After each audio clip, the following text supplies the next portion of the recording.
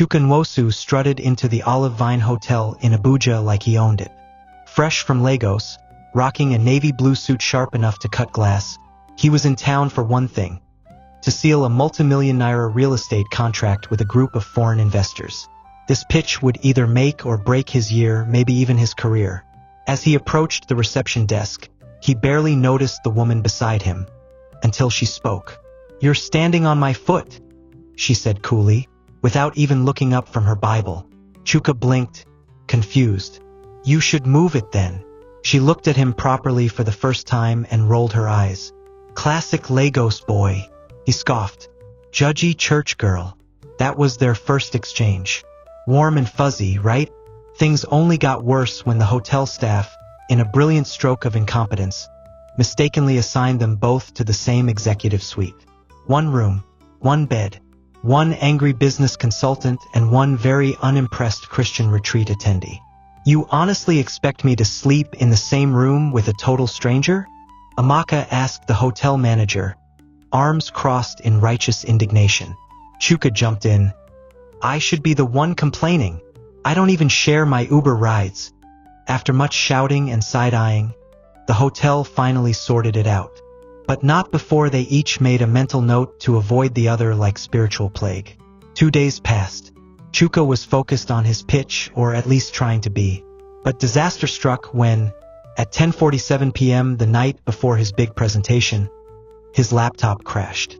Blue screen of death. His pitch deck, the one he had spent weeks perfecting, was gone. No backups, no cloud saves, just heartbreak and rage. He was sitting in the hotel cafe, head in hands, mumbling all kinds of things under his breath, when Amaka walked in for late-night tea. She recognized the look on his face: frustration, panic, and a touch of male ego refusing to ask for help. "What's wrong with you?" she asked, sipping from a mug that said Jesus saves. "My entire pitch just disappeared," he grumbled. "Presentations tomorrow."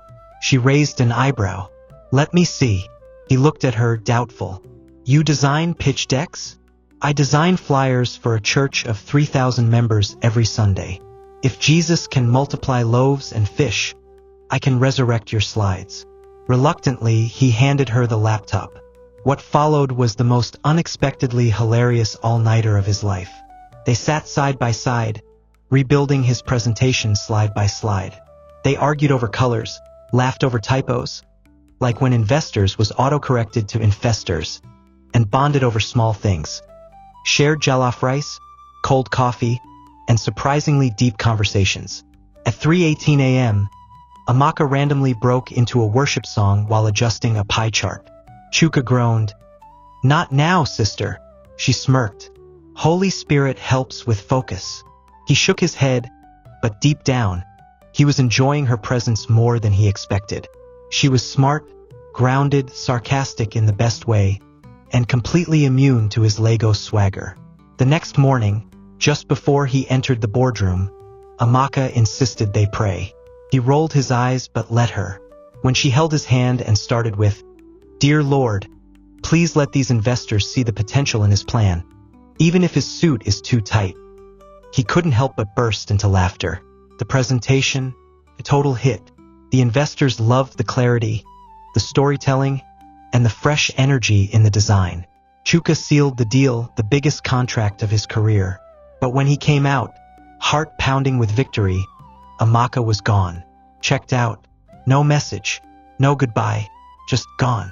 He returned to Lagos, contract in hand, but something felt off. Something or someone was missing. 3 weeks later, at his cousin's traditional engagement ceremony in Enugu, he heard a familiar voice rising above the choir's harmonies. He turned, and there she was, Amaka, leading the choir, voice like melted honey. After the service, he walked straight up to her. "I got the contract," he said. She smiled. "I heard. But I lost the girl," he added. She shrugged playfully. "I didn't want to be part of your pitch." He reached into his pocket and pulled out a small velvet box. Her eyes widened, but when she opened it, it wasn't a ring. It was a USB drive. He grinned. "I backed up the project this time, but I want to build something else with you. Something bigger." She laughed so hard she had to sit down. "Let me pray about it," she teased. He nodded. "I figured you would." And in that moment, somewhere between sarcasm and sincerity, they both knew something beautiful had started.